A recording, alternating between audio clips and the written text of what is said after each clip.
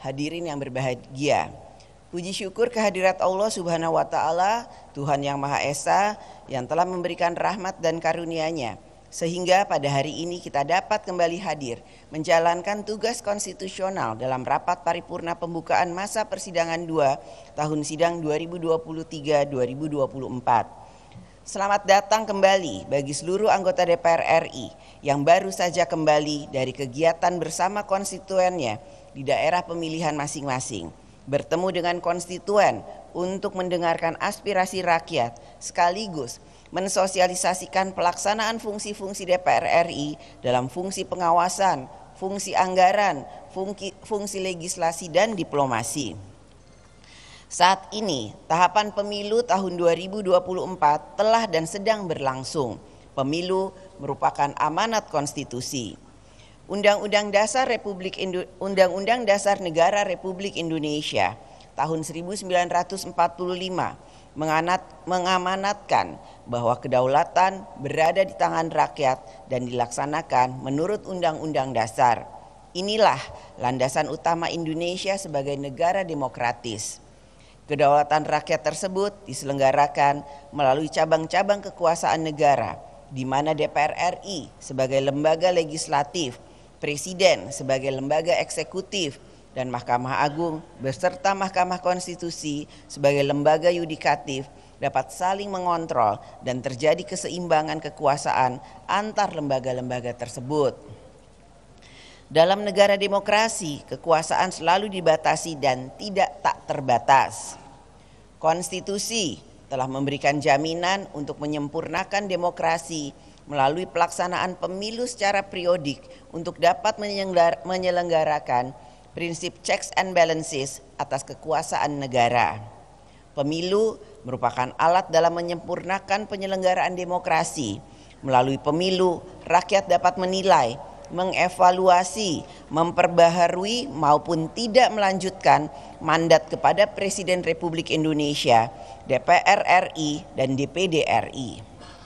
Kualitas pemilu akan menentukan kualitas demokrasi dan selanjutnya akan menentukan kualitas pelaksanaan kedaulatan rakyat dalam mengurus negara dan bangsa. Diperlukan pelaksanaan pemilu yang berkualitas, dibutuhkan partai politik peserta pemilu yang semakin maju dalam mengartikulasikan kepentingan rakyat dan senantiasa memegang teguh komitmennya untuk menjaga dan mengawal ideologi bangsa dan memperkokoh persatuan bangsa. Kita juga sedang menghadapi tekanan dari pertarungan geopolitik dan geoekonomi global yang semakin akan dirasakan dampaknya pada rakyat, yaitu dalam bidang pangan dan energi, serta nilai tukar rupiah yang dapat berpengaruh pada inflasi. Pertumbuhan perekonomian dunia yang belum menguat dapat berdampak pada perekonomian nasional. Hal-hal inilah yang perlu kita cermati dan antisipasi pada masa sidang ini.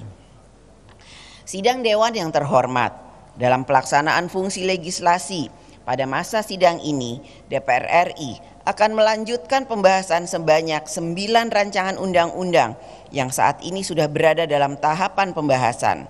Tingkat 1. Penyelesaian pembahasan undang-undang tidak boleh terganggu dengan agenda pemilu yang sudah semakin dekat. DPR RI bersama dengan pemerintah akan tetap fokus dan menjaga amanah rakyat demi menghasilkan peraturan perundang-undangan yang berkualitas. DPR RI melalui komisi-komisi terkait akan terus melakukan pengawasan pelaksanaan kebijakan APBN 2023 yang tinggal tersisa 2 bulan lagi. Pengawasan tersebut bertujuan untuk memastikan kinerja APBN tahun anggaran 2023 berjalan secara efektif dan efisien, serta mampu merespon dan mengantisipasi perlemahan ekonomi global yang sudah semakin terlihat pada awal kuartal keempat tahun ini. DPR RI bersama pemerintah akan terus mencermati dinamika perekonomian global tersebut dan mempersiapkan berbagai langkah antisipatif untuk menjaga ketahanan moneter, fiskal, dan stabilitas perekonomian nasional. DPR RI akan terus mendukung pemerintah dalam mencapai pengelolaan fiskal ke arah yang lebih sehat, berdaya tahan, serta mampu meningkatkan produktivitas untuk transformasi ekonomi yang inklusif dan berkelanjutan.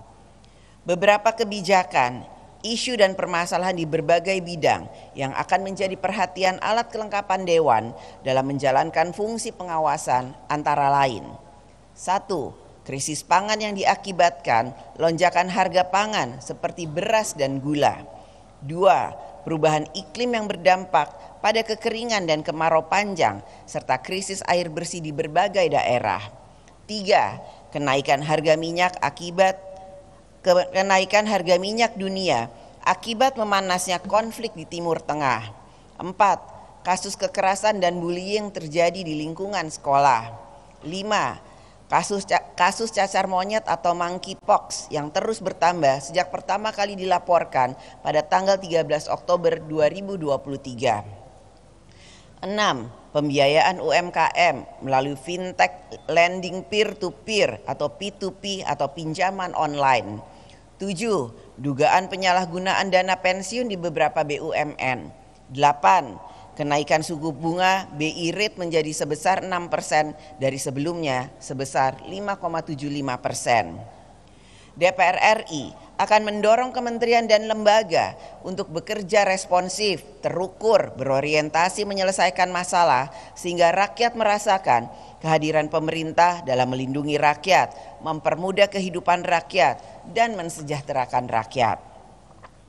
Sidang Dewan yang terhormat, pada masa persidangan ini, DPR RI akan mengagendakan serangkaian kegiatan diplomasi parlemen sebagai upaya meningkatkan hubungan kerjasama antar parlemen. DPR RI akan menjadi tuan rumah dan memimpin pertemuan 5 ketua parlemen negara ekonomi berkembang yang terdiri dari Meksiko, Indonesia, Korea Selatan, Turki, dan Australia atau MIKTA.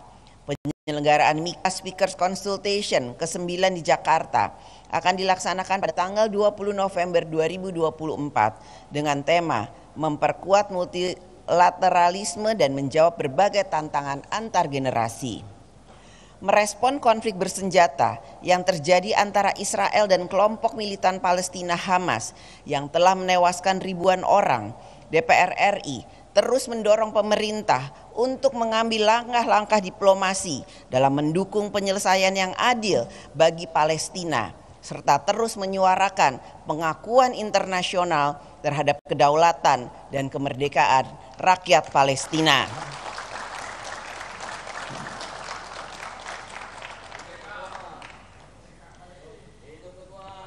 Pada persidangan ini, DPR RI juga akan melakukan pertemuan bilateral dengan berbagai negara, yaitu Korea Selatan, Afrika Selatan, Polandia, serta Uni Eropa.